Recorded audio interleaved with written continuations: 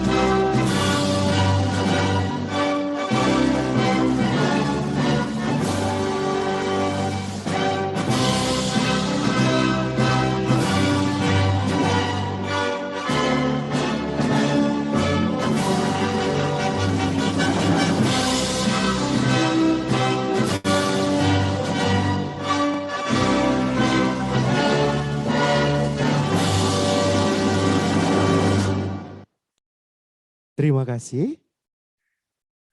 Kepada para juri dan seluruh peserta yang kami hormati, Indonesia Entrepreneur TIK atau Identik merupakan ajang kompetisi tahunan yang bertujuan untuk menggali potensi karya anak bangsa di bidang teknologi, informasi, dan komunikasi.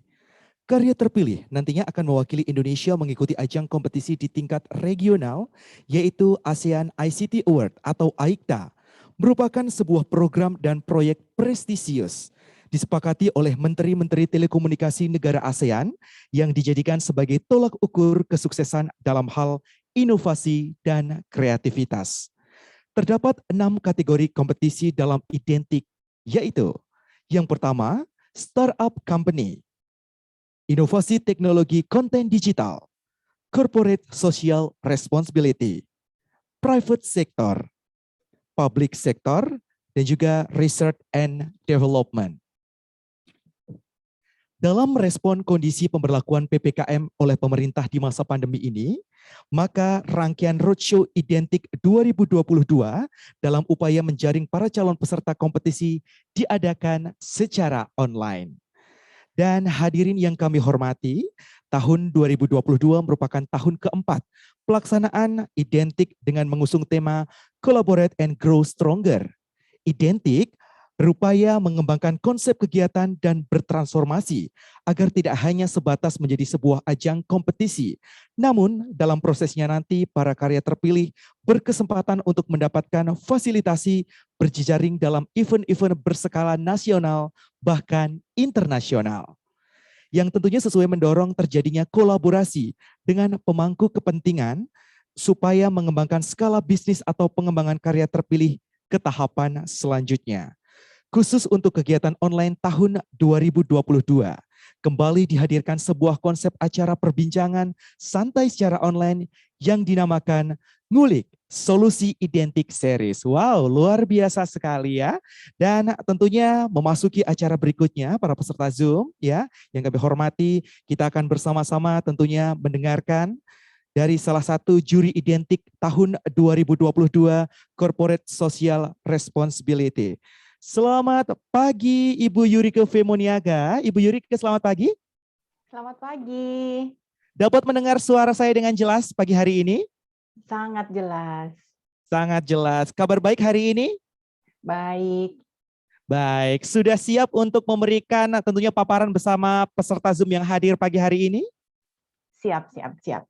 Langsung saja tentunya kita akan bersama-sama dengarkan bersama Ibu Yurike.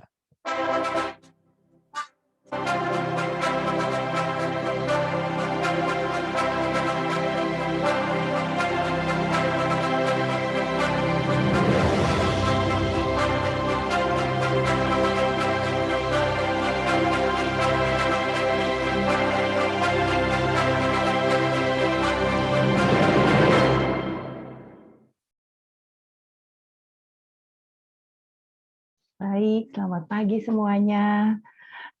Terima kasih untuk kesempatan yang diberikan pada hari ini untuk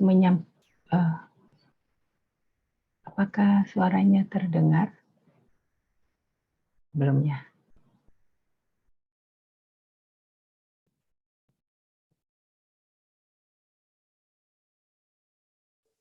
Sangat jelas Ibu Yurike, silahkan. Baik, untuk materinya boleh di-share untuk PowerPoint-nya yang sudah disiapkan.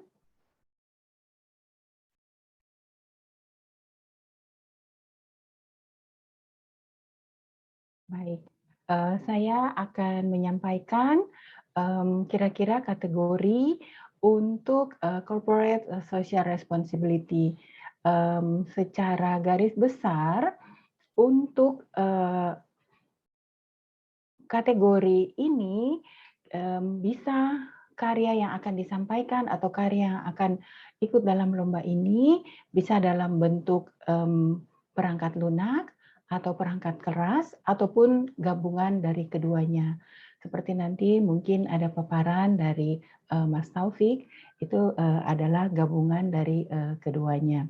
Nah, terus untuk aplikasi ini atau produk ini biasanya dipergunakan untuk hal-hal apa?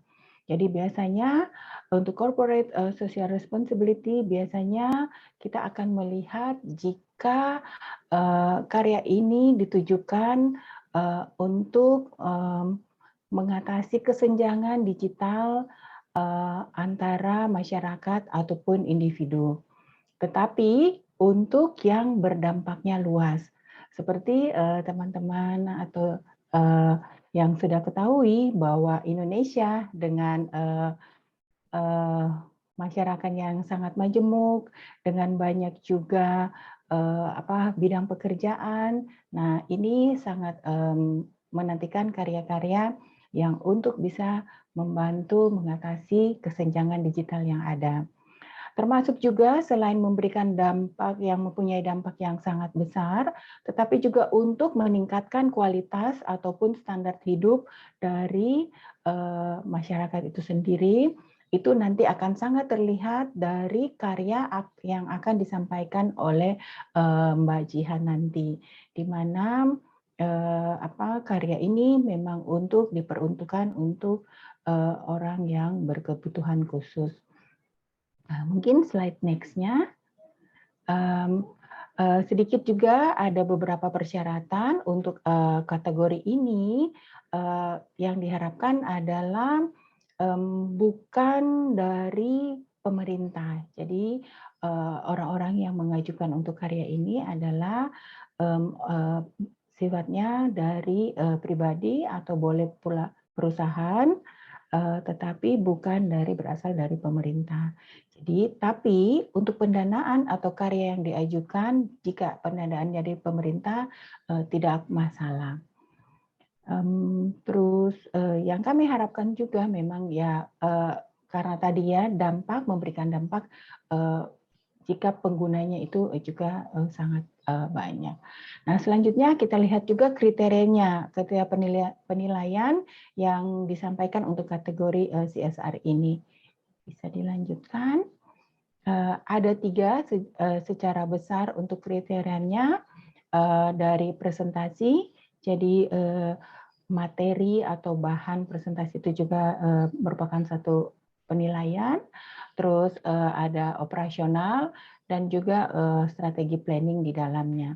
Nah, nanti setiap kriteria itu juga ada atributnya untuk penilaian penilaian dari masing-masing kategori ini. Bisa next-nya. Tetapi atribut yang saya mau soroti adalah dari sini adalah inovasi dan merupakan problem solving dan public value-nya banyak serta customer-nya juga mengakui dari karya yang sudah disampaikan. Kalau sisanya yang lain-lain itu performance dan lain-lain otomatis memang udah mengikuti ya. Kalau karyanya sudah dipakai, tentunya performance dan lain-lain kualitinya juga pasti sudah diperhatikan atau dicek. Selanjutnya. Nah, selanjutnya ini sedikit highlight saja untuk pemenang-pemenang dari tahun 2020, di mana memang kalau dilihat untuk karya yang pertama ini yang namanya Latal, seperti tadi yang saya bilang, dampaknya ke masyarakat adalah ini untuk nelayan. Terus untuk yang karya kedua itu untuk robot yang dipakai untuk penderita COVID-19, itu juga biasa dipakai di rumah sakit.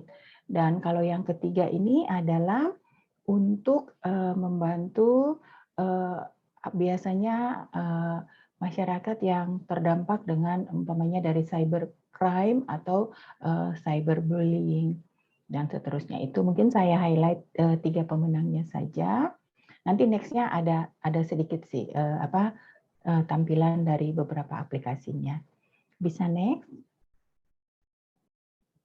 Nah, ini yang dipakai untuk Bully ID ya, contohnya yang juara ketiga yang memang ditujukan untuk masalah-masalah cybercrime ataupun cyberbullying. Next-nya. Selanjutnya yang untuk pemenang 2021 seperti yang sudah ada saat ini, ada MyCap dan juga dari Cia yang dari beberapa karya yang lain yang memang dipakai untuk tadi itu untuk peternak dan juga untuk orang yang menderita penyakit kayak epilepsi dan sebagainya. Itu yang untuk yang ketiga. Boleh next-nya. Ini yang untuk relief ya, yang untuk juara ketiga tahun lalu. Oke, mungkin itu saja ya. Masih adakah? Next-nya, baik. Demikian untuk karyanya. Jadi kalau dilihat dari untuk corporate social responsibility, kita tidak perlu untuk teknologinya, ya teknologi yang sederhana itu nggak apa-apa. Tetapi memberikan dampak untuk kesejahteraan masyarakat penggunanya. Demikian paparan dari saya. Terima kasih. Paparan tentang kategori corporate social responsibility kepada para peserta Zoom pagi hari ini. Masih stay di sini ya Ibu Yurika ya? Iya, pasti. Oke, luar biasa. Tentunya yang sudah berkenan sharing bersama kami mengenai corporate social responsibility. Dan memasuki sesi selanjutnya, hadirin yang berbahagia, kita akan bersama-sama mendengarkan narasumber kami yaitu Profesor Eko Kabudiarjo. Beliau adalah guru besar dari Universitas Indonesia untuk Rekayasa Lunak dan mengajar tentang Entrepreneurial Business of Software atau IBOS, menjabat Ketua Umum Ikatan Profesi Komputer dan Informatika Indonesia atau IPKIN, serta selaku Ketua Dewan Juri Identik 2022. Selamat pagi Prof. Eko, kabar baik hari ini? Iya, alhamdulillah kabar baik. Assalamualaikum Kabar warahmatullahi baik. wabarakatuh. Ya, Barusan sempat Waalaikumsalam. deg-degan juga ini. Saya lihat di bitrate saya kok naik. Kenapa? Karena dari tadi nggak bisa masuk-masuk ke dalam sistem. Nggak tahu entah eh, apa. Ya biasalah teknologi selalu ada Oke. kendala. Sekarang sudah aman sekali ya Prof. Eko ya? Mudah-mudahan. Nah, sudah siap tentunya untuk memberikan pemaparan materi kepada para peserta Zoom di kategori Corporate Social Responsibility? Siap, siap, siap, siap. Siap. Luar Katanya biasa. kalau selalu Langsung saja siap para peserta terus, Zoom kita siap. hadirin, kita Ya. sambut Prof. Eko.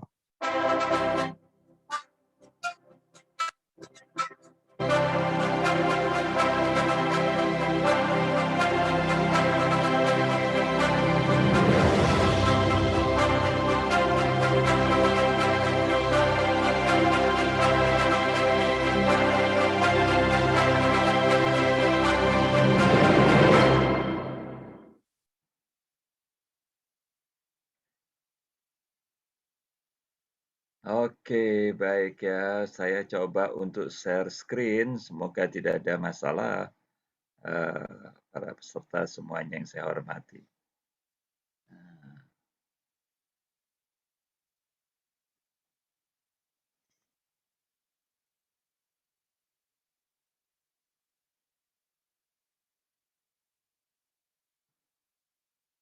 Semoga sudah tampak ya di layar.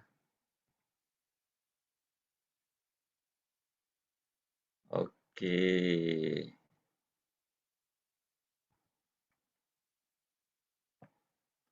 Ya, baik, teman-teman semuanya. Tadi ada sedikit saya, saya tidak sebenarnya, yang jelas bidang rekayasa perangkat lunak, perangkatnya ketinggalan tadi.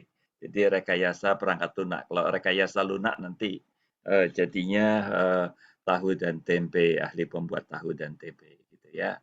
Oke, baik, hari ini saya akan sharing dengan teman-teman untuk di kategori Corporate Social Responsibility dan kemudian untuk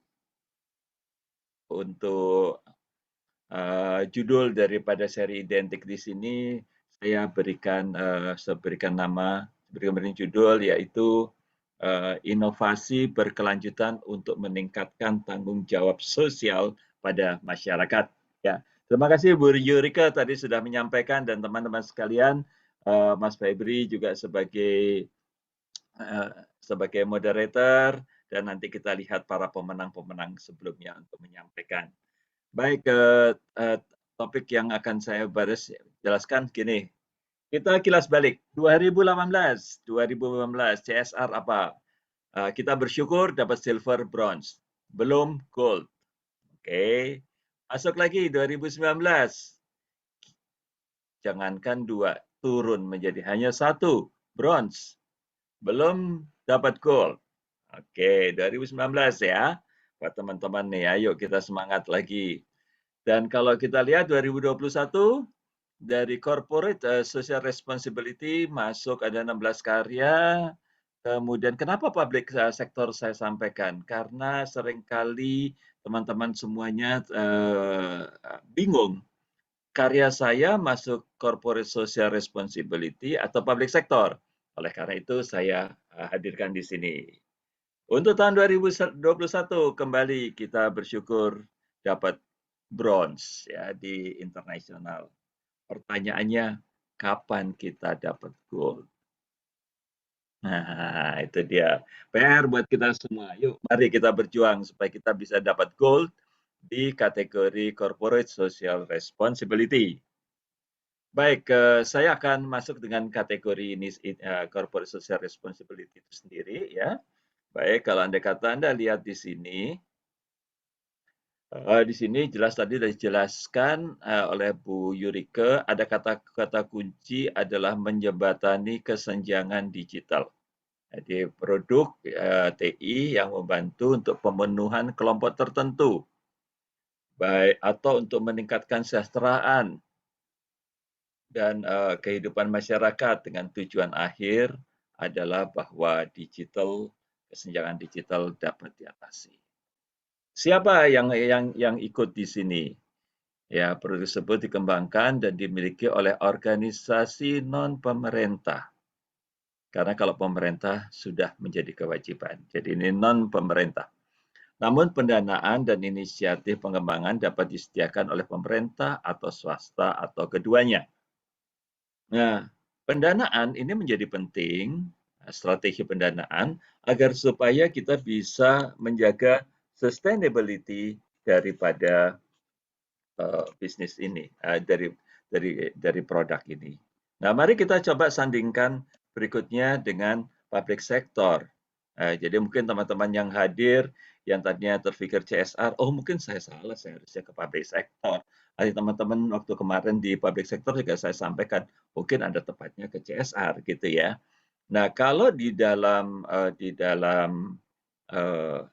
di sini adalah untuk public sector adalah membantu operasional pemerintahan dan telah diimplementasikan dalam pemerintahan dalam rangka memberikan layanan kepada masyarakat. Adanya bukti bahwa produk telah digunakan oleh instansi dan perlu dilampirkan saat mendaftar. Oke, ya. Jadi artinya apa di sini kalau kita lihat? Kata kuncinya adalah digunakan untuk melayani masyarakat. Jadi kedua-duanya ada kesamaan, adalah untuk masyarakat. Tapi oleh siapa itu yang perlu. Jadi don't judge the book by the cover. Ada kata-kata CSR, artinya CSR dari perusahaan. Nah, yang ada kalau Anda kata seperti itu, ada organisasi yang mendapatkan dana CSR dari perusahaan, itu boleh untuk masuk ke kategori corporate social responsibility. Baik, dan saya ingin masuk lagi lebih dalam bahwa memang tujuan mereka yang masuk ini tujuannya adalah mulia untuk agar supaya dapat berguna, teknologi digital ini dapat berguna untuk pada masyarakat. Tetapi kita juga perlu lihat bagaimana kita menjaga sustainability. Nah, untuk menjaga sustainability, saya sharing salah satu bisnis model di sini dengan 3 spektrum. Biasanya ada yang pendekatannya full charity, ya, gitu. Jadi charity aja gitu. Jadi kan ada pihak-pihak lain yang membiayai sehingga dia akan charity saja. Nah, kemudian kalau kita lihat ada juga yang bentuknya adalah social enterprise. Jadi social enterprise di sini tetap untuk tujuan non-profit, tetapi dijalankan dengan kaedah-kaedah bisnis, bukan kaedah charity. Ya, ini yang perlu dilakukan jadi non-profit. Ini perlu teman-teman supaya lihat ya. Baik. Nah, kalau kita melihat tadi adalah bermanfaat bagi masyarakat. Gimana strategi kita? Apa yang bisa kita lakukan bermanfaat untuk masyarakat? Maka kita juga perlu untuk menggunakan sosial media untuk memberikan gambaran mengenai impact. Nah, ini perlu teman-teman pikirkan untuk meningkatkan kebermanfaatan daripada solusi TIK yang teman-teman ikutkan di dalam kompetisi. Ya, nanti kan bisa diukur seberapa impact-nya dan sebagainya dari sini ya, sehingga akhirnya memberikan satu data yang akurat. So not just the product ya. Jadi sekali lagi ini adalah kompetisi. Anda harus bisa meyakinkan kepada para dewan juri bahwa karya saya bagus. Oke, hal lain lagi yang saya ingin sharing karena kita bicara manusia, maka saya juga ingin sharing bahwa manusia yang unggul, jadi kita menuju ke Indonesian Human Capital, itu adalah adanya keseimbangan antara raga, pikiran, dan kolbu. Kenapa ini saya sampaikan? Karena mungkin solusi yang Anda berikan, mungkin ada angle yang perlu diperkuat dan sebagainya. Karena semua kita bicara CSR, ini kita bicara untuk masyarakat. Oke, kemudian kalau kita lihat tentunya tidak terlepas dari budaya manusia Indonesia, di mana budaya manusia Indonesia itu sangat dipengaruhi norm dan nilainya, norm and value-nya sangat dipengaruhi oleh agama dan keluarga serta kegiatan kehidupan di sosial di masyarakat dan sistem ketatanegaraan Indonesia. Oke, dari situ maka sebetulnya ada satu yang memang sangat saat ini berbagai macam ya yang dilakukan solusi-solusi dari berbagai macam negara, tetapi yang jelas yang sering kali saya temukan dari negara-negara lain, tepat guna teknologinya tidak terlalu canggih sekali, apalagi kalau tepat guna dan canggih. Nah, salah satu pemikiran adalah yang di sini adalah di dalam masyarakat di era digital atau mengenai literasi digital dari persepsi saya itu adalah bahwa ini masyarakat di era digital di berbagai lapisan masyarakat memerlukan literasi digital.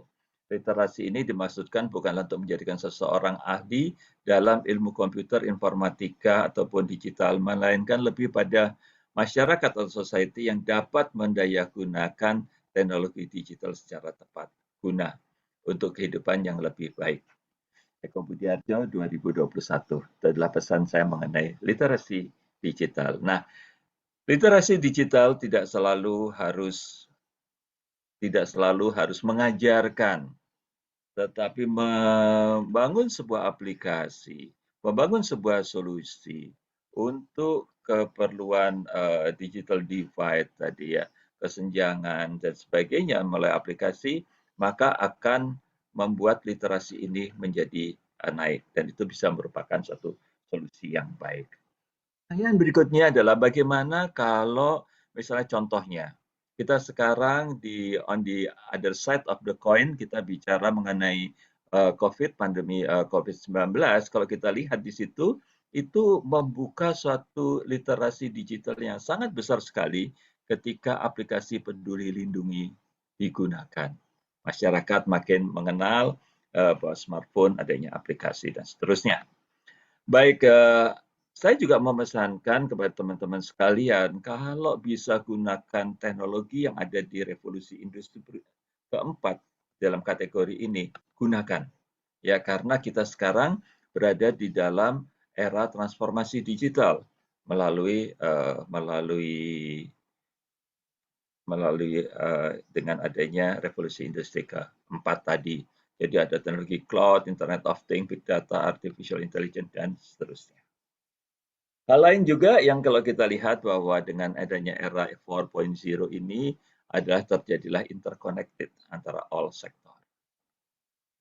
Ya, dan 2018 Indonesia sudah mencanangkan untuk Making Indonesia 4.0 yang telah dilakukan oleh Bapak Presiden kita.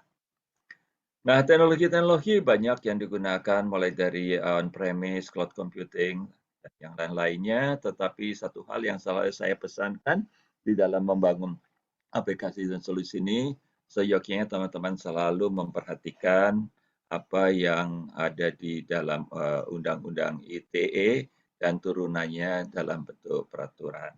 Ya, jadi ini tolong diperhatikan dan jangan lupa juga untuk mendaftarkan kepemilikan atas karya Anda ya ke dalam hak kekayaan intelektual.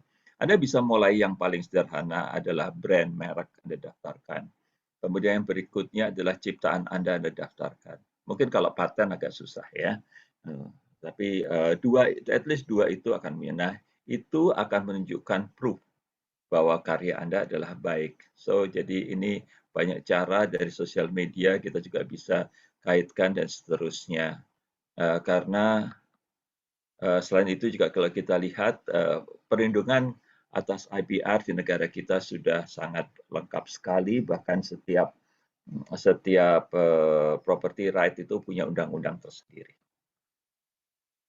Ya, oke. So hopefully dari semua itu dari karya identik ini nanti yang setelah dari kurasi itu akan masuk ke dalam repository karya cipta anak bangsa.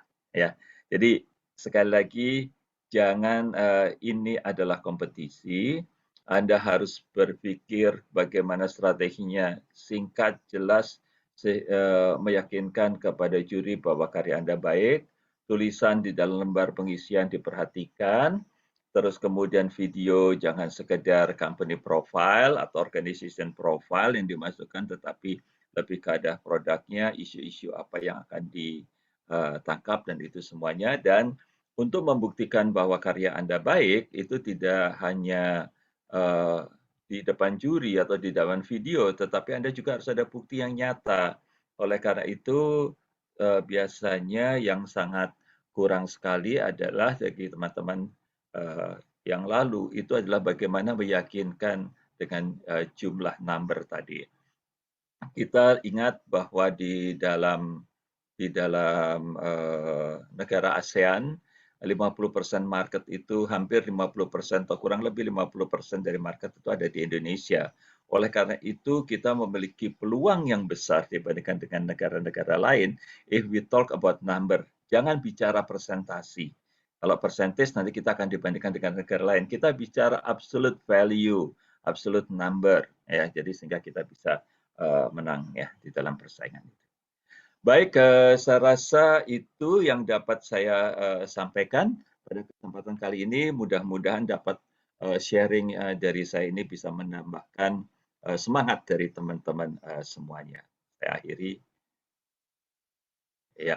Terima kasih Prof. Oke, Eko Mas. yang telah menyampaikan materi perkembangan entrepreneur Indonesia dalam bidang teknologi dan informasi. Luar biasa sekali pemaparannya Prof. Eko ya. Tetap bergabung ya Prof. Eko ya bersama para peserta Zoom pagi hari ini. Baik. Dan bagi para peserta Zoom yang masih bergabung pada kesempatan kali ini, sebelum kita memasuki ke acara di sesi berikutnya, mengingatkan kembali jangan lupa untuk mengisi presensi peserta yang telah dibagikan pada kolom chat dan peserta webinar akan mendapatkan e-sertifikat di akhir acara nanti. Dan juga akan dibagikan hadiah berupa e-money dengan total hadiah 1 juta untuk 5 orang penanya dan 5 orang yang beruntung untuk mendapatkan door prize melalui mesin yang nanti kita akan undi bersama. Dan memasuki sesi selanjutnya kita akan bersama-sama mendengarkan pengalaman dari Kak Wajihan Bidatin Nur. Selamat pagi Kak Jihan. Ya, selamat pagi. Dapat mendengar suara saya dengan jelas pagi hari ini? Ya, jelas. Sangat jelas. Sehat ya hari ini? Ya, alhamdulillah sehat. Sehat. Sudah siap untuk membagikan pengalamannya bersama peserta Zoom pagi hari ini? Sudah siap. Sudah siap. Langsung saja kita akan bersama-sama mendengarkan materi berikutnya dari Kak Jihan, juara 1 pada Identik tahun 2021 melalui karyanya MyCard.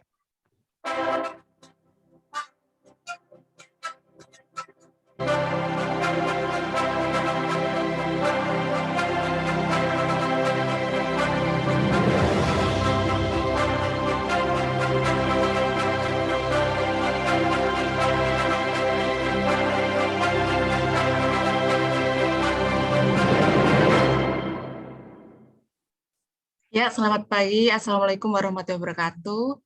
Teman-teman semua, selamat pagi. Dan Bapak Ibu yang terhormat, sebelumnya izinkan saya untuk memperkenalkan diri. Perkenalkan nama saya Wajihan Bidatin Nur, biasa dipanggil Kak Jihan. Pada kesempatan kali ini, terima kasih kepada Identik yang telah mengundang saya dalam acara webinar Ngulik Solusi Identik kategori Corporate Social Responsibility. Di sini saya akan berbagi pengalaman saya saat mengikuti lomba di tahun 2021 ya. Nah, saat saya sebagai perwakilan tim MyCap, izin share screen ya.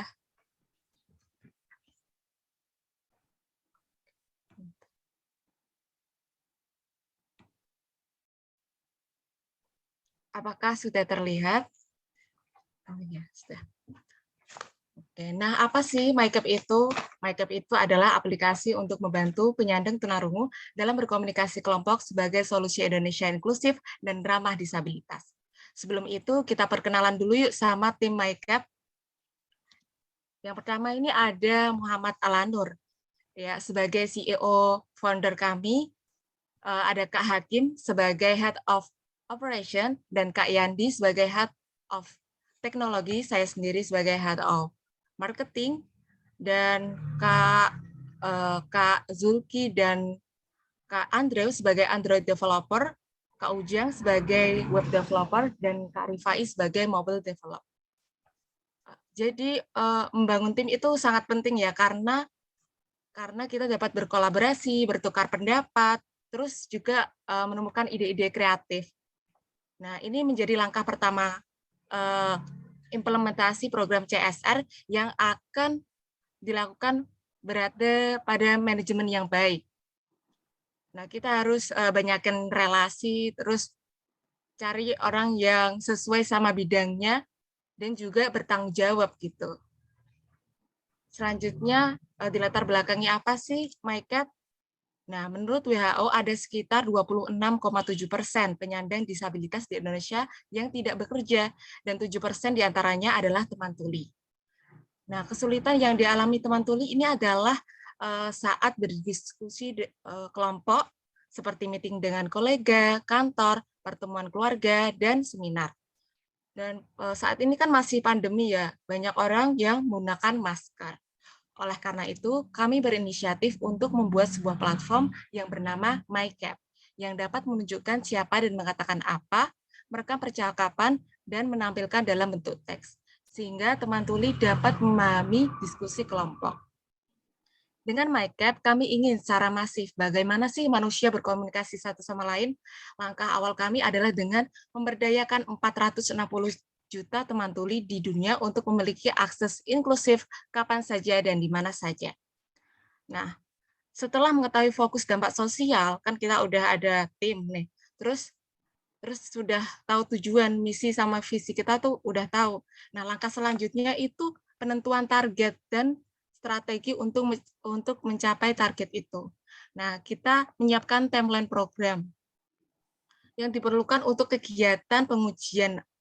Ya, ini ada berbagai jenis kegiatan ya, diantaranya penyelesaian aplikasi Android MyCap, lalu pengujian aplikasi, pembuatan website MyCap, persiapan pemasaran produk, memperkenalkan produk dengan calon pengguna, dan yang terakhir itu evaluasi. Nah, kami telah menyelesaikan penyelesaian aplikasi MyCap ya, dari mulai proses perancangan desain layout, gimana sih desain layout yang bagus, enak dipandang gitu. Terus desain sistem back-end dan flow komunikasi antar aplikasi. Nah, hasil aplikasi Android MyCap ini teman-teman bisa download di Play Store namanya MyCap by Tulibot. Lalu yang selanjutnya ada penyelesaian website aplikasi MyCap. Nah, kami telah melakukan proses penyelesaian aplikasi website MyCap ini dari mulai proses perancangan desain layout, lalu desain sistem back-end, dan flow komunikasi antar desktop. Nah, hasil website MyCap ini telah dipublis di laman resmi kami dan dapat digunakan secara langsung oleh teman tuli pada laman tulibot.com. Nah, kalau sudah penyelesaian MyCap, terus penyelesaian website, langkah selanjutnya adalah pengujian akurasi. Apakah aplikasi ini layak atau enggak, layak dipublis ke teman-teman atau masih ada yang kurang. Nah, kita uji akurasinya. Setelah rencana program CSR disiapkan, kita mempersiapkan pengenalan produk. Nah, langkah selanjutnya adalah peluncuran rencana tersebut karena disabilitas tunarungu. Nah, peluncuran rencana ini bisa dilakukan melalui media kreatif, website, berita lokal, dan lainnya. Nah, ini ada Instagram tulibot.id, yaitu membuat konten-konten kreatif untuk teman tuli saat hari-hari besar teman tuli, atau tips dan trik, itu bisa dimasukkan di konten kreatif. Lalu juga ada YouTube juga di Tulibot Indonesia, yang dimana itu ada video, lebih baiknya tuh kayak video yang seperti storytelling gitu, kayak mengena gitu ya kan. Terus juga membroadcast kepada komunitas-komunitas tuli. Langkah selanjutnya itu pengenalan produk langsung ya, langsung ke sosialisasi teman tuli.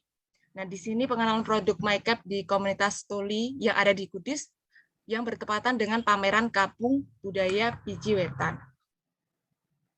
Nah, selanjutnya pengenalan ini di Kominfo diimplementasi MyCap sebagai alat bantu workshop atau pelatihan difabel tuli. Nah, ini di Gerkatin, kita sosialisasi di Gerkatin Jatim, bertepat di Kediri. Ya, teman-teman antusias sekali dalam menggunakan MyCap ini, dan mereka juga meminta pendapat saran-sarannya gimana yang menjadi evaluasi bagi kami. Nah, ini testimoni dari pengguna MyCap ya, merasa senang dan merasa terbantu dengan aplikasi MyCap.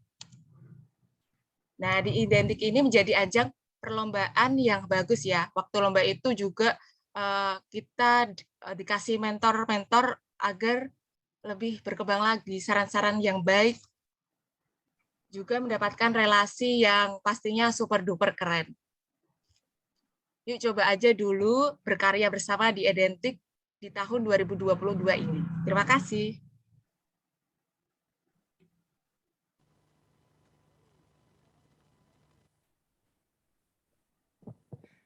Baik, terima kasih Kak Jihan tentunya sudah berbagi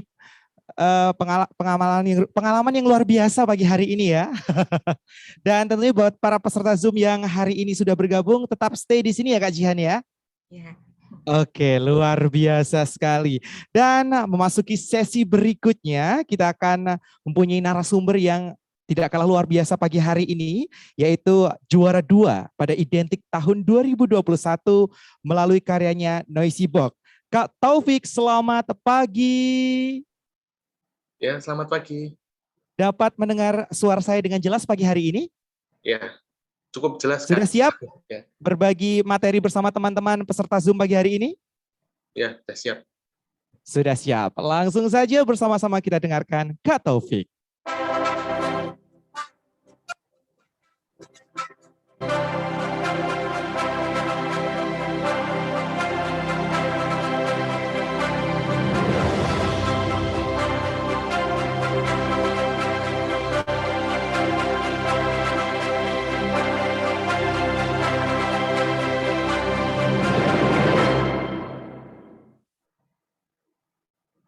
Baik, Assalamualaikum warahmatullahi wabarakatuh.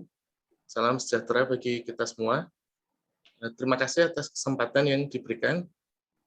Selamat pagi Pak Prof Eko, Ibu Yurike, Mbak Jihan, Kak Febri, dan panitia peserta ngulik solusi identik semuanya.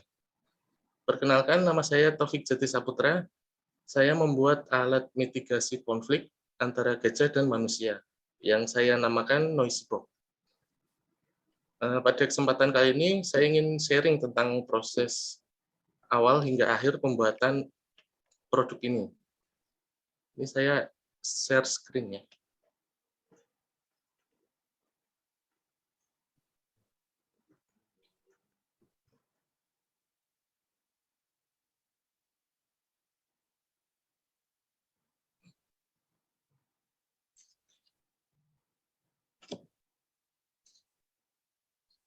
Oh ya, untuk latar belakang yang ingin saya angkat yaitu sering terjadinya konflik antara gajah dan manusia, terutama di daerah Aceh, Riau, dan Lampung. Sering timbulnya konflik antara gajah dan manusia ini tentunya akan menimbulkan konsekuensi yang cukup buruk, dan apabila tidak segera ditangani, keadaan bisa semakin memburuk. Ini konsekuensi terburuk terutama yang timbul adalah korban jiwa dari kedua belah pihak. Gajah akan dipindahkan ke pusat konservasi dan dapat juga memicu kepunahan lokal. Ini sebelum menentukan arah solusi yang kita buat, tentunya kita harus riset dulu ya untuk bentar.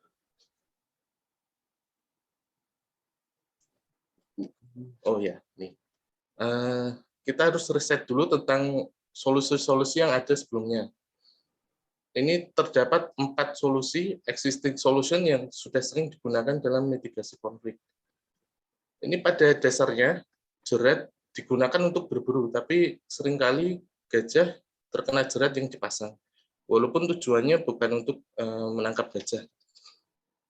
Mercon dan meriam karbit itu sering digunakan waktu menghalau kedatangan gajah secara langsung, dan proses penghalauan secara langsung ini merupakan kegiatan yang paling beresiko. Lalu ada parit dan pagar listrik, biasanya digunakan sebagai barrier atau penghalang sehingga gajah tidak bisa masuk ke wilayah penduduk atau perkebunan seperti itu. Semua solusi ini sebenarnya membahayakan bagi gajah dan manusia itu sendiri, sehingga diperlukan solusi yang pilihan solusi yang lebih aman. Berangkat dari situ saya membuat noisy box, alat untuk mitigasi konflik antara gajah dan manusia. Alat ini memanfaatkan kelemahan gajah, yaitu menyerang indera pendengaran gajah yang sangat sensitif. Dan proses penghalauan kedatangan gajah ini menggunakan suara-suara yang ditakuti oleh gajah, seperti suara harimau, macan tutul, lebah, dan juga suara mengagetkan seperti petasan dan meriam. Ya, berikut ini cara instalasinya. Instalasinya cukup sederhana, dimulai dari pemasangan tiang sensor dan tiang utama, lalu menyambungkan sensor ke alat utama, dan setelah itu memasang kawat sensor sebagai batas wilayah. Ketika solusi teman-teman akan diberikan ke masyarakat luas, pastikan bahwa solusi kita itu mudah digunakan oleh orang awam sekalipun dan tidak menimbulkan masalah lainnya.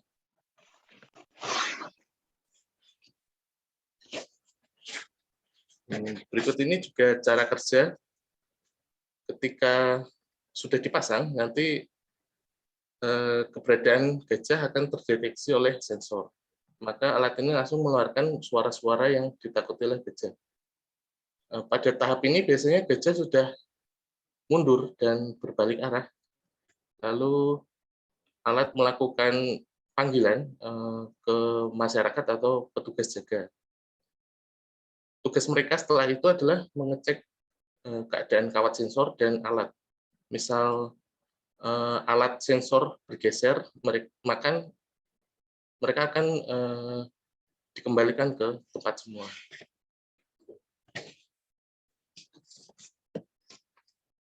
Berikut ini adalah keunggulan noisy box dari solusi yang sudah ada sebelumnya, yaitu terdapat 6 variasi suara. Ini bertujuan untuk mencegah resistensi alat. Ya. Jadi itu sangat penting karena untuk mengurangi turunnya efektivitas alat. Dan ini kedua adalah menghilangkan proses penghalauan secara langsung, karena proses itu sangat beresiko dan dapat menimbulkan korban jiwa. Dari hal tersebut menunjukkan bahwa metode ini lebih ramah lingkungan dan aman digunakan untuk gajah dan manusia itu sendiri. Lalu noisy box juga dilengkapi dengan early warning system untuk memperingatkan petugas atau masyarakat tentang keberadaan gajah di sekitar alat tersebut. Apabila dibandingkan dengan solusi lain, penggunaan noisy box paling aman untuk gajah dan juga manusia.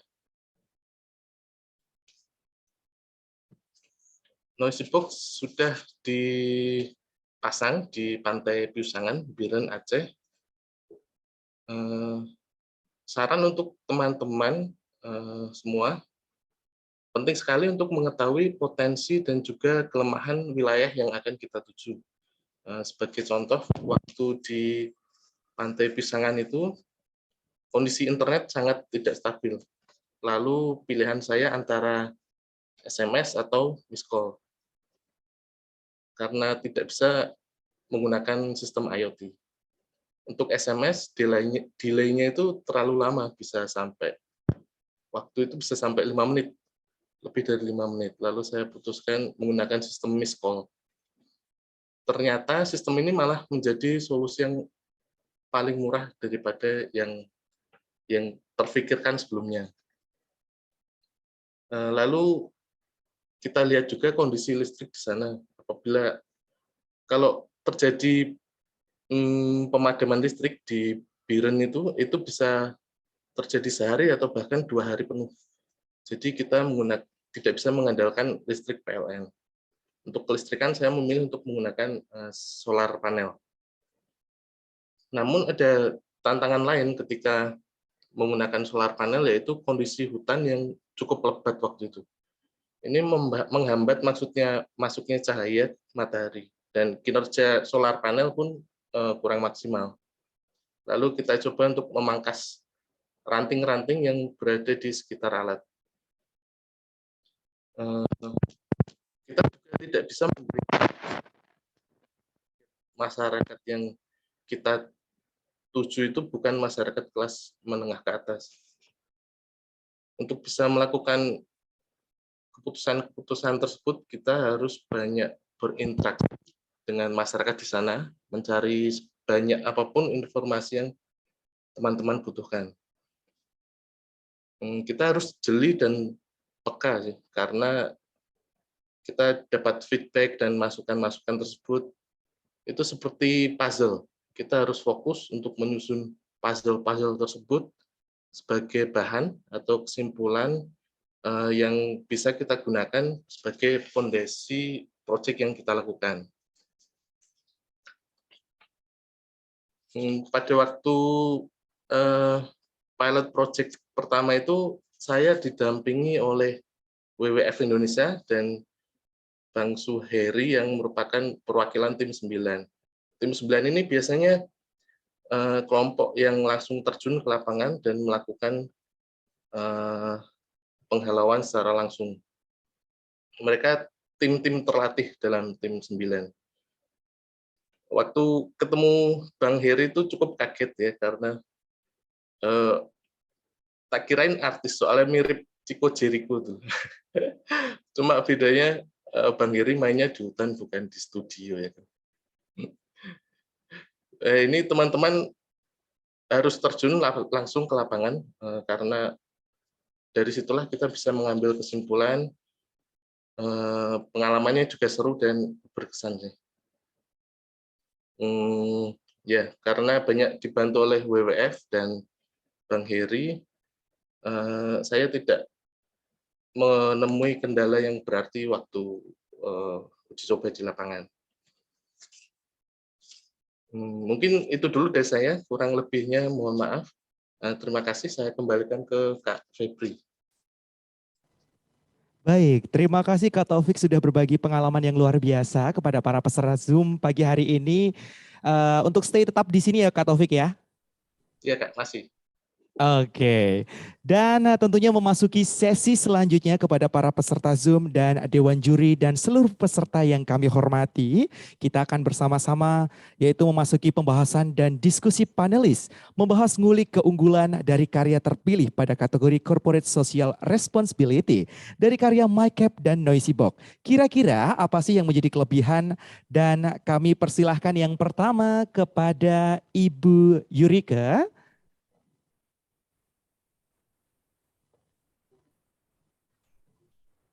Dapat mendengar suara saya dengan jelas, Ibu Yurika?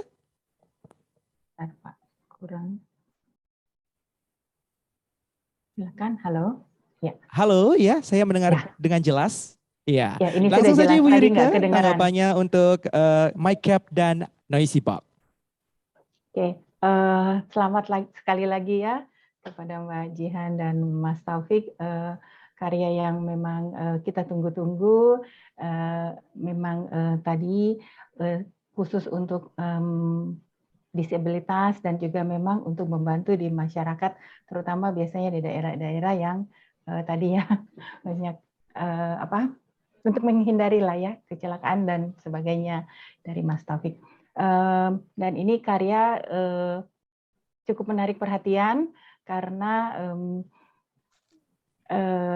teknologi yang digunakan juga nanti mungkin bisa lebih ditingkatkan dan hasilnya juga nanti bisa makin banyak orang-orang yang akan menggunakan dari karya-karya yang sudah disampaikan tadi.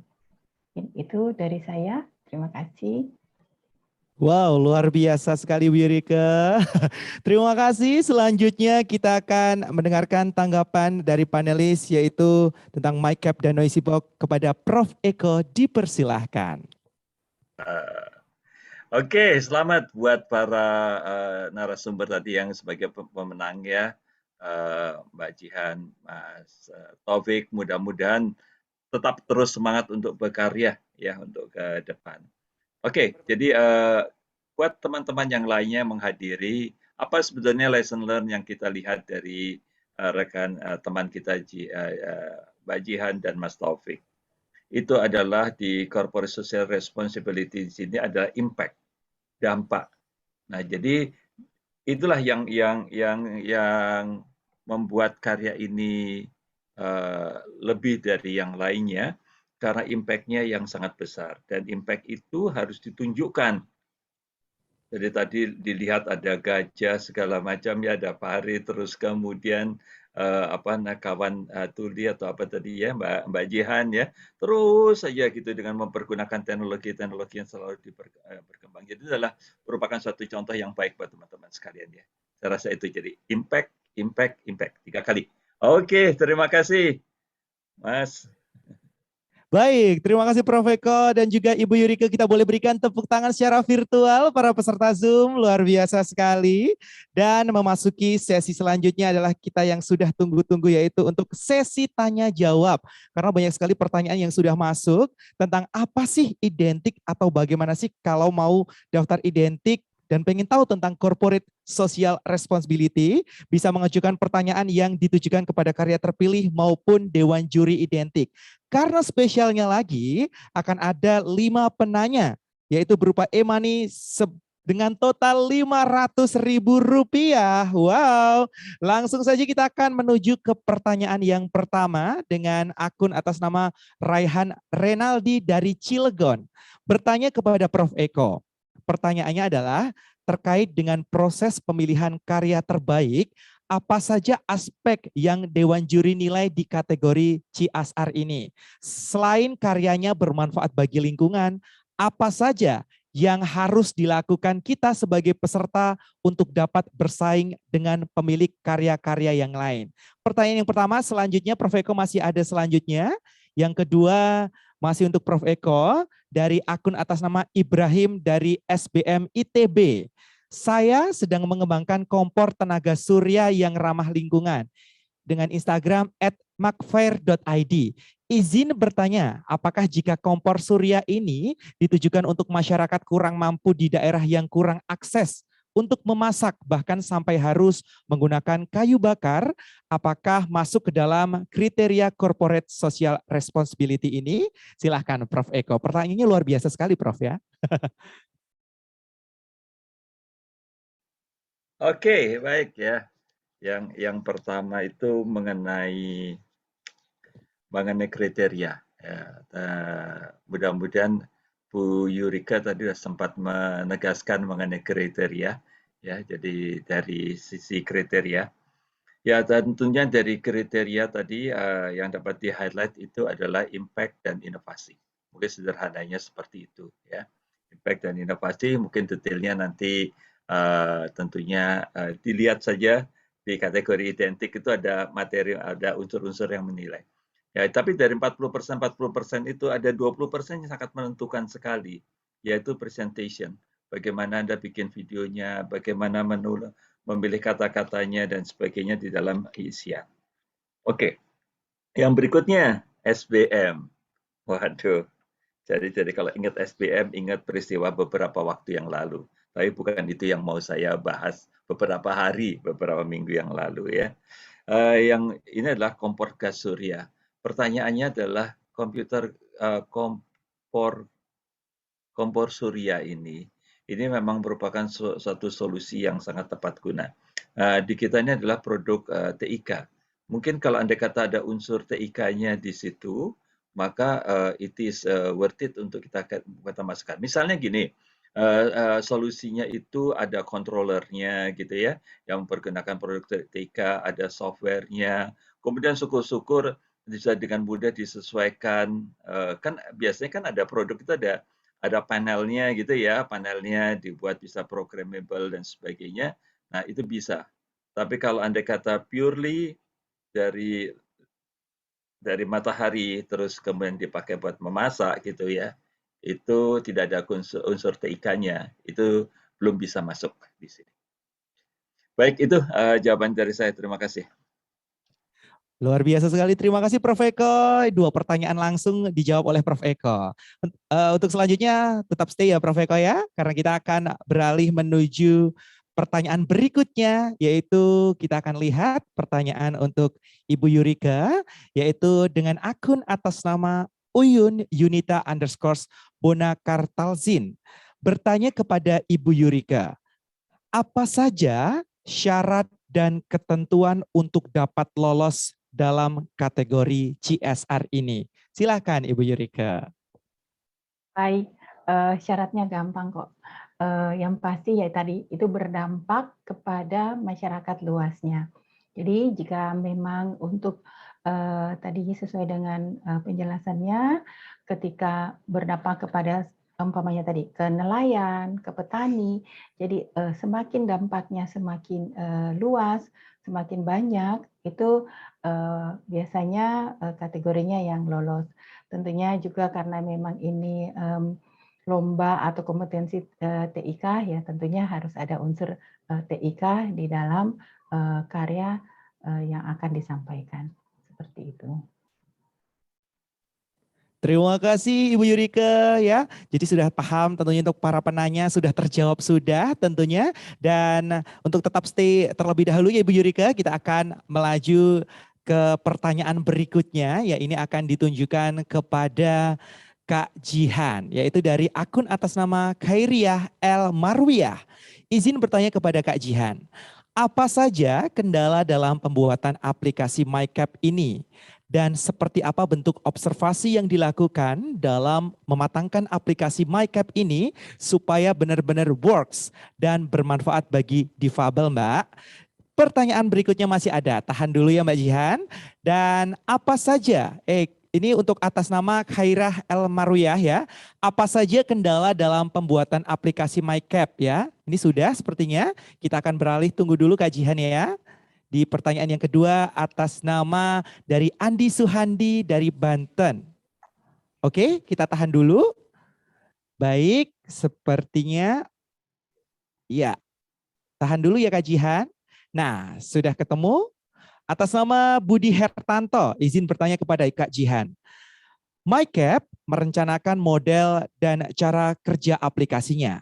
Apakah melakukan survei lebih dahulu kepada teman-teman tunarungu dan berapa lama fase ini sebelum memasuki ke fase pembuatan aplikasinya? Sudah dimengerti Kak Jihan pertanyaannya? Sudah. Baik, silakan Kak Jihan. Ya, jadi kendalanya itu saat pemasarannya ya, yang dimana kita harus memahami teman tuli, gimana sih biar paham teman tuli ada aplikasi ini untuk membantu teman tuli. Nah, itu perlu adanya bahasa isyarat juga. Kita harus tahu bahasa isyaratnya kayak gimana, belajar dulu bahasa isyarat, lalu baru deh kita mempromosikan aplikasi MyCap. Lalu yang kedua itu apakah melakukan survei ya. Nah, ya jelas pastinya ada awal mulanya itu saat CEO kami yang bernama Muhammad Alanur itu kan dia kan ke warung. Nah, ke warung itu dia yang jual itu teman tuli. Nah, saat itu teman tulinya kan nggak paham ya apa yang dibicarakan oleh pembeli. Nah, jadi langsung muncul ide-ide itu. Nah, Maka dari itu pastinya akan adanya survei terlebih dahulu sebelum membuat aplikasi. Terima kasih. Terima kasih Kak Jihan. Luar biasa, semoga sudah terjawab semua pertanyaannya ya Kak Jihan. Tetap stay dulu ya Kak Jihan ya. Ya, baik. Kita akan beralih menuju sesi pertanyaan kembali yang tentunya kali ini tentunya kita akan bersama-sama untuk menuju Kak Taufik ya dari akun atas nama Andi Suhandi dari Banten. Pertanyaannya adalah, apakah yang menjadikan Noisy Box lebih unggul dibandingkan karya-karya yang lain? Dan apakah hal utama yang Noisy Box lakukan untuk dapat bersaing dengan karya-karya TIK yang mengikuti kompetisi ini? Sudah dimengerti Kak Taufik untuk pertanyaannya?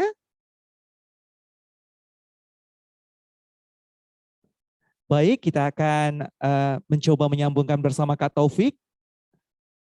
Masih kita tunggu untuk di Identik 2022 ngulik solusi identik kategori Corporate Social Responsibility. Karena luar biasa sekali antusias dari para peserta Zoom yang pagi hari ini tentunya sudah bergabung. Terima kasih ya untuk Anda semua yang sudah bergabung pada pagi hari ini.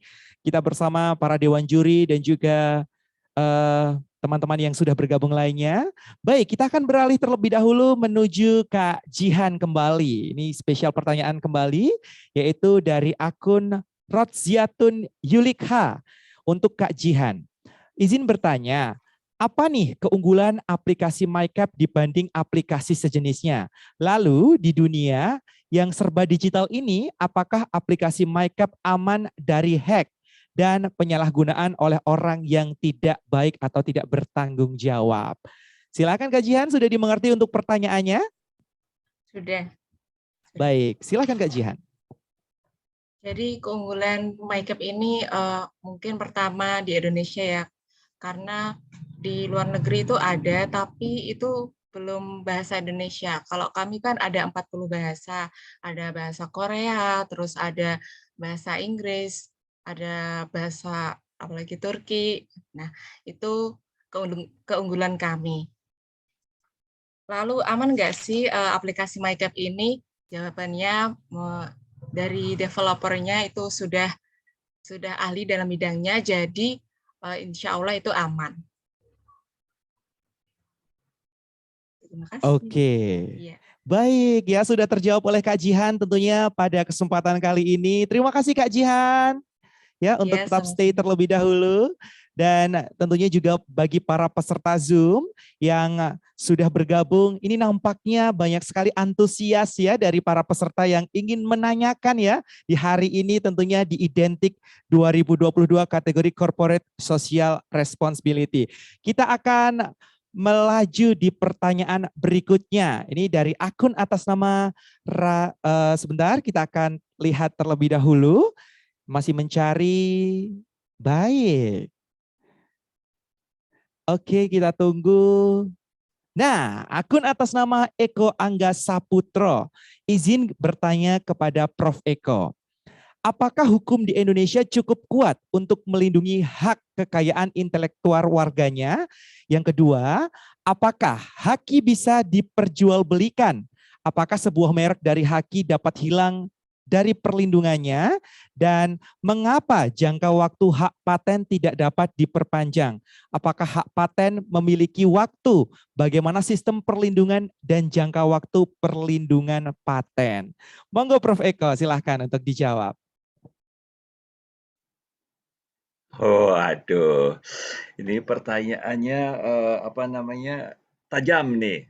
Saya coba menjawab bukan sebagai ahli di dalam hukum tentang hak kepemilikan atas intelektual, karena biasanya saya sendiri juga berkonsultasi dengan teman saya di fakultas di seberang saya di Fakultas Hukum ya. Tetapi dari pengalaman saya to the best of my knowledge, saya mencoba untuk menjawab hal ini. Pertama adalah dari segi hukum kuat sekali, karena setiap misalnya hak cipta, kemudian merek itu semuanya ada undang-undangnya dan turunannya sudah lengkap semuanya. Kalau dari segi perlindungan hukum, ya sudah kuat. Negara kita sudah kuat. Terus kemudian dengan perjanjian multilateral dengan negara-negara lain melalui WIPO gitu, itu juga sudah terjadi ya. Jadi itu. Nah, kemudian biasanya teman-teman sekalian itu biasanya sangat dikhawatirkan atau sangat confused itu adalah antara hak cipta dengan paten. Ya, jadi paten itu biasanya menyangkut kepada proses ke dalam formula dan itu biasanya prosesnya bisa sampai 2-3 tahun. Ya, teman saya satu kampus itu perlu waktu 3 tahun untuk dapat patennya itu granted dari Direktur Jenderal HAKI. Tetapi yang paling cepat itu adalah mendaftarkan hak cipta bahwa produk saya adalah memiliki hak cipta. Nah, cuman memang di dalam hak cipta terus dalam bidang software itu memang kita perlu clear betul karena di dalam dunia software itu bikin produk tiruannya dengan dirubah sana sini sekian persen berbeda maka sudah menjadi bisa daftar lagi menjadi hal yang berbeda kecuali ada sanggahan daripada yang sebelumnya. Oke, nah itu. Jadi dua itu yang saya sarankan, hak cipta sama hak hak cipta atau bahasa Inggrisnya copyright sama trademark. Ya, jadi ada patent, kalau bahasa Inggrisnya ada copyright atau hak cipta, ada satu lagi trademark. Itu yang perlu dilakukan. Ya, itu yang sejauh ini yang sering saya lakukan adalah untuk kegiatan itu adalah hak cipta. Hak cipta itu sering dilakukan untuk perlindungan. Dan tentunya biasanya nggak tahu ini praktikal aja ya biasanya tuntut menuntut itu terjadi kalau bisnisnya udah besar. Tapi kalau andai kata untuk keperluan dunia sosial apa iya ya mau tuntut menuntut gitu ya. Oke. Baik, saya rasa itu yang dapat saya jelaskan mengenai hak cipta. Oke, terima kasih Prof Eko atas jawabannya, luar biasa sekali ya, langsung pertanyaan yang banyak dijawab oleh Prof Eko. Terima kasih, dan nampaknya para peserta Zoom pada pagi hari ini yang masih bergabung tentunya luar biasa karena ini banyak sekali tentunya atensi dari Anda semua.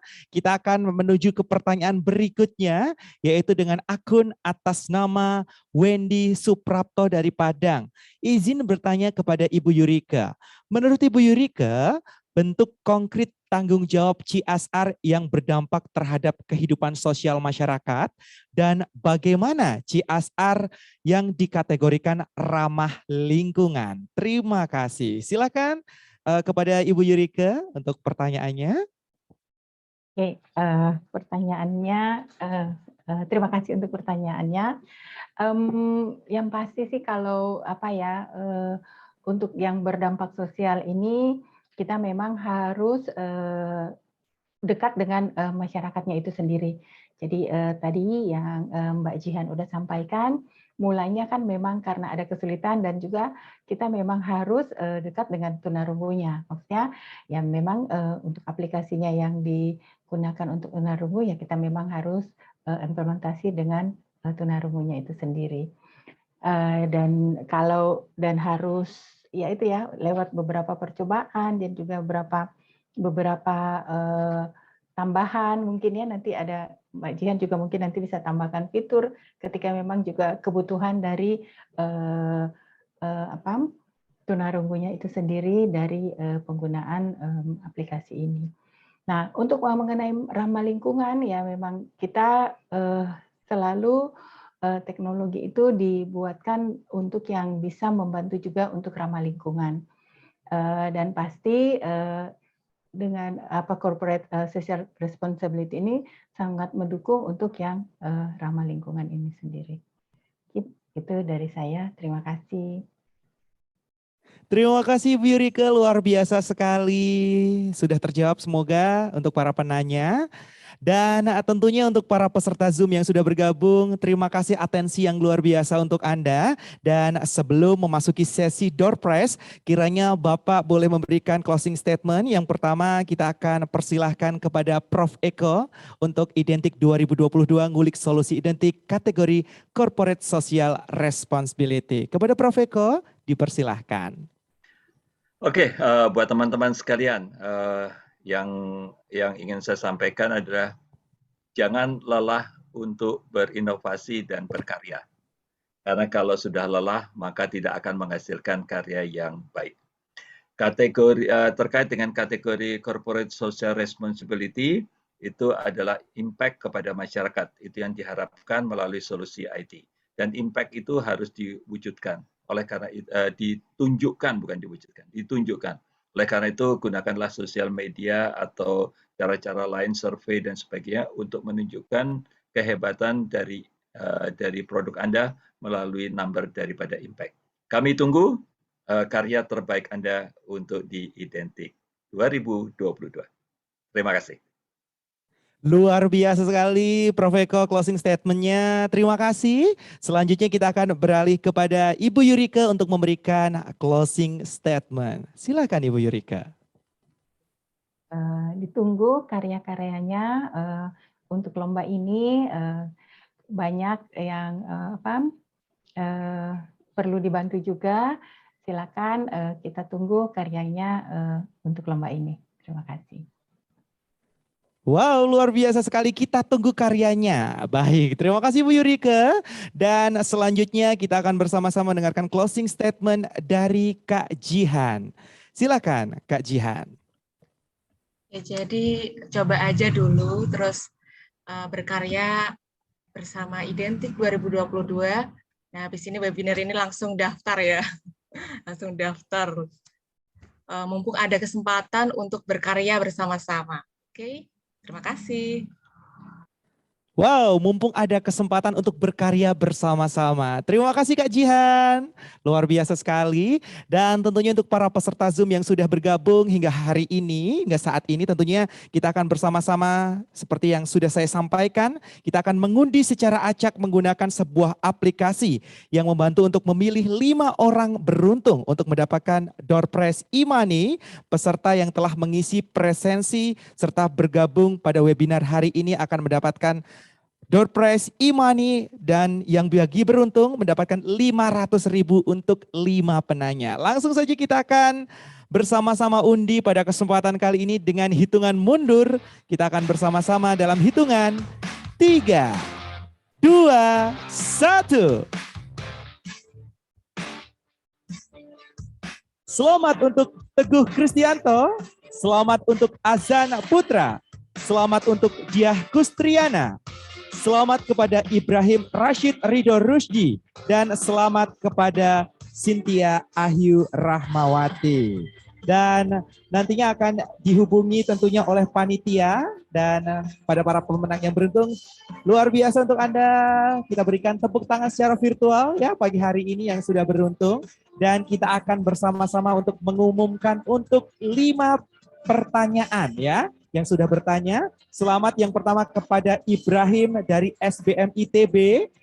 Selanjutnya dari Khairiyah El Marwiyah dan juga Andi Suhandi dari Banten, Wendy Suprapto dan Rizky Pratomo. Luar biasa sekali ya kepada para penanya yang sudah bergabung di Identik 2022 kategori Corporate Social Responsibility.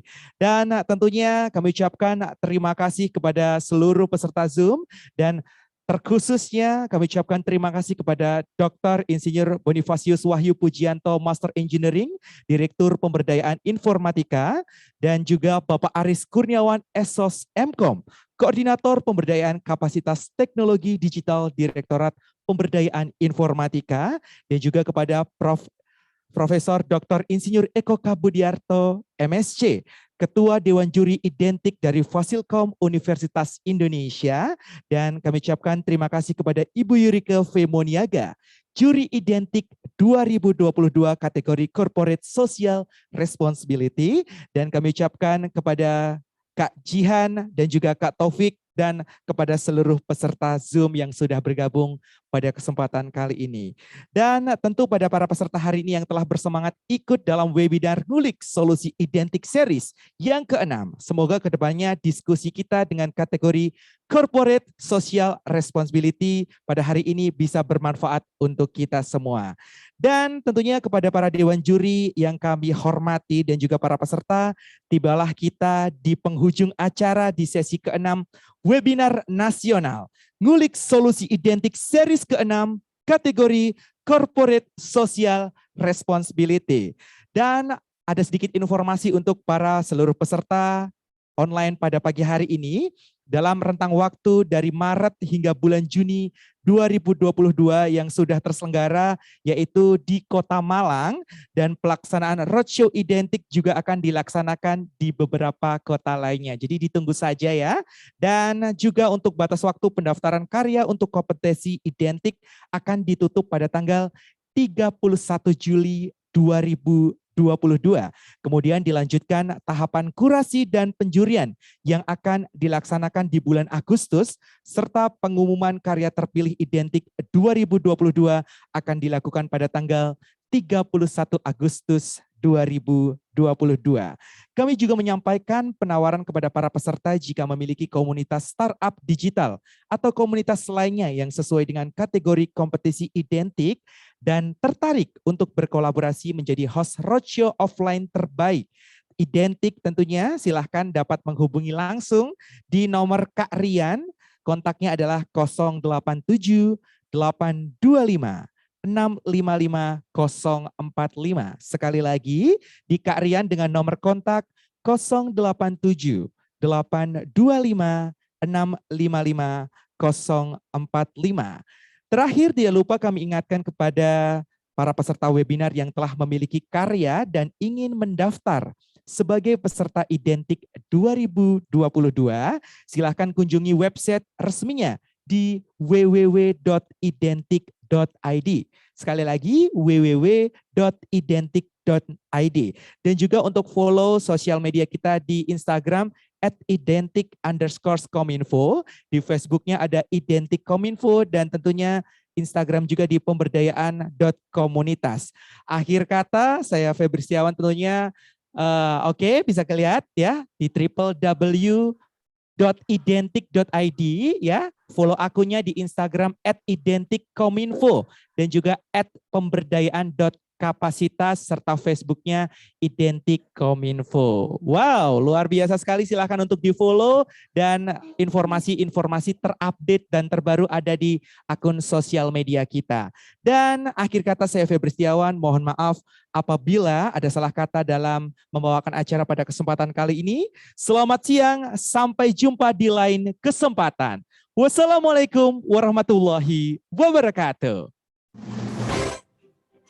Waalaikumsalam warahmatullahi wabarakatuh.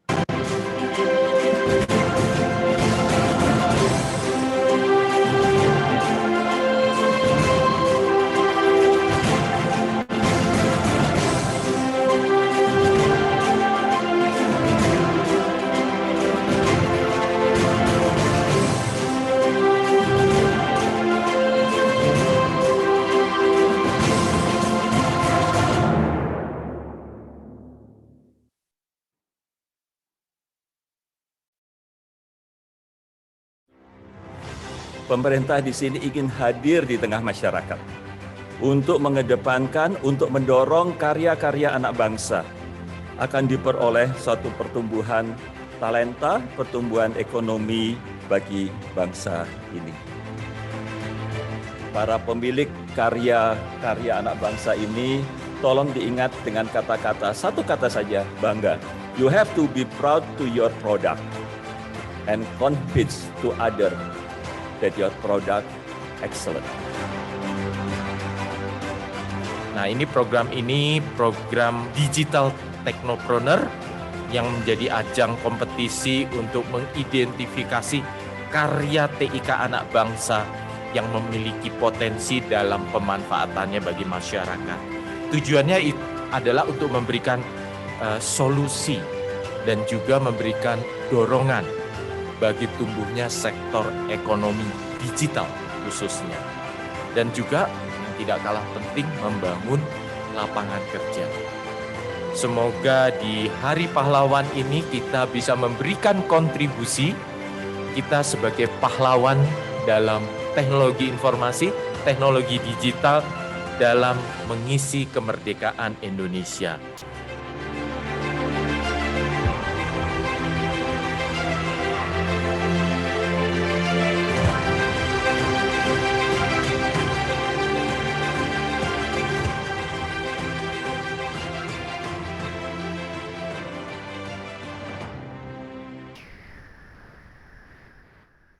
Perkenalkan, dia Kayla, seorang desainer terlahir prematur dengan sebagian pendengaran.